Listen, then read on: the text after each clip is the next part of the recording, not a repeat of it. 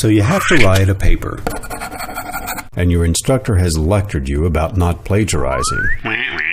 Do you know how to do it? Welcome to plagiarism. How not to do it. Plagiarism is simply using other people's writing or ideas without giving them credit for it.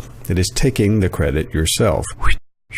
If you copy the entire text from someone else, say from a website or a book, and put it in your paper as your own writing, that clearly is cheating. You didn't write the words, someone else did. It is plagiarism of the worst kind, and if you do this, you know you're cheating. But sometimes people plagiarize without intending to. When you take sections of other people's work and include it in your paper, you must let the reader know which words and ideas are yours and which ones are someone else's. One way to do this is simply to quote your source. You put quotation marks around it or block quote longer sections and say where the quote came from.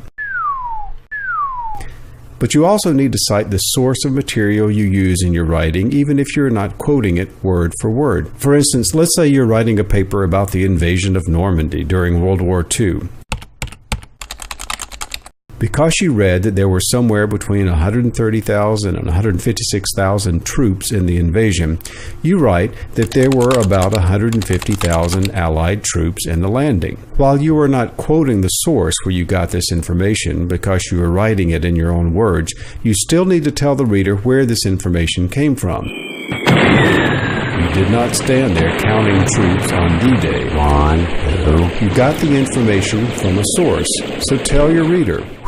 Depending on the style required, such as APA or MLA, you cite your source in the paragraph where you use the information. The same thing applies to ideas. If you're using someone else's idea, like the invasion of Normandy was one of the most important battles in American history, you should let the reader know where you got that idea. If it is your own conclusion after reading about it and studying it, then you do not need to cite a source because the source is you. It is your idea. Sometimes papers are a combination of other sources and your own ideas. That's okay. Just be sure to cite your sources and you won't be plagiarizing.